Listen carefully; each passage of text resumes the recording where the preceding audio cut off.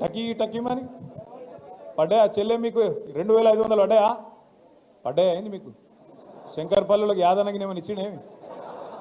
ఏమి లేవు కదా టకీ టకీమని 2500 దిక్కులేవు ముసలోళ్ళకు పెన్షన్లను ఆశ పెట్టిండు ఏమన్నాడు ముసలోళ్ళకు కేసీఆర్ ముసలోనికి ఇస్తుండు లేకపోతే ముసలవ్వకి ఇస్తుండు మీరు నాకు గుద్దుండ్రి గుద్దుతే ముసలోనికి 4000 ముసలవ్వకు 4000 ఇంట్లో ఇద్దరుంటే ఇద్దరికి 4000 ఇస్తా అని చెప్పిండు పడుతున్నాయి మరి టకీ టకీమని 4000 టాకీ లేదు టుకీ లేదు మళ్ళీ రైతులకు చెప్పిండు కేసీఆర్ 10,000 ఇస్తుండు బిచ్చం ఇచ్చినట్టు నేను 15,000 ఇస్తా అన్నాడు వచ్చిందా 15,000 కన్నా రైతు కూలీలకు 12,000 అన్నాడు ఇక మా ఆడబిడ్డలకు కొద్దిగా బంగారం సెంటిమెంట్ ఉంటుంది కదా దాన్ని పట్టిండు పట్టి ఏం చేసిండు కేసీఆర్ ₹1,00,000 ఇస్తాడు అది కూడా ఎప్పుడు ఇస్తుండు కేసీఆర్ పిల్లలు పుట్టినకి ఇస్తుండు మీరు నా కోటెత్తే లగ్న పత్రిక పెట్టుకోగానే తులం బంగారం ఇస్తా అని చెప్పిండు వచ్చిందా తులం బంగారం వాళ్ళకన్నా తులం బంగారం మరి బంగారం షాపులో నమ్ముతలేరా ముఖ్యమంత్రికి బంగారం దొరుకుతలేదా పత్తారలేదా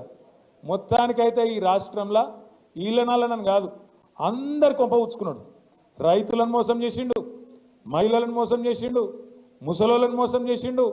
ఉద్యోగస్తులను మోసం చేసిండు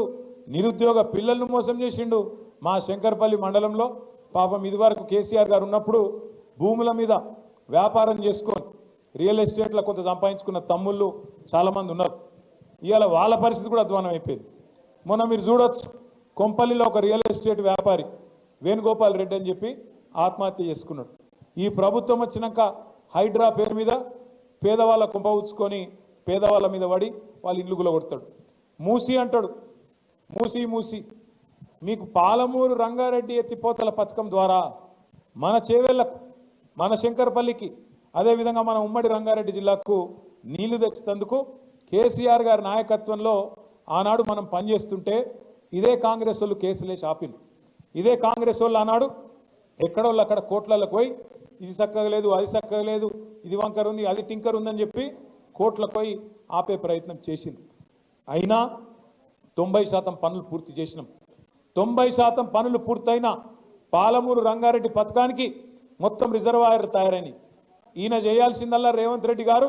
కాలువలు దవ్వాలి నీళ్లు తీసుకురావాలి ఆడికెళ్ళి శ్రీశైలంకి వెళ్ళి మన చేవెళ్ళ దాకా నీళ్లు తెచ్చే సౌలతు ఇంకొక 10 పైసలు ఖర్చు పెడితే 90 పైసలు కేసీఆర్ ఖర్చు పెట్టిండు ఒక్క 10 పైసలు ఖర్చు పెడితే మీకు నీళ్ళు వస్తాయి కానీ ఆయనకు అది ఇష్టం లేదు ఆ నీళ్ళు ఇయ్యడట కానీ మూసీ చేస్తారట మూసీని సుందరవనం చేస్తారట ఇది వికారాబాద్ అడవులల్లా మొదలయ్యే మూసీని కిందికి తీసుకుపోయి మూసీని నందనవనం చేస్తా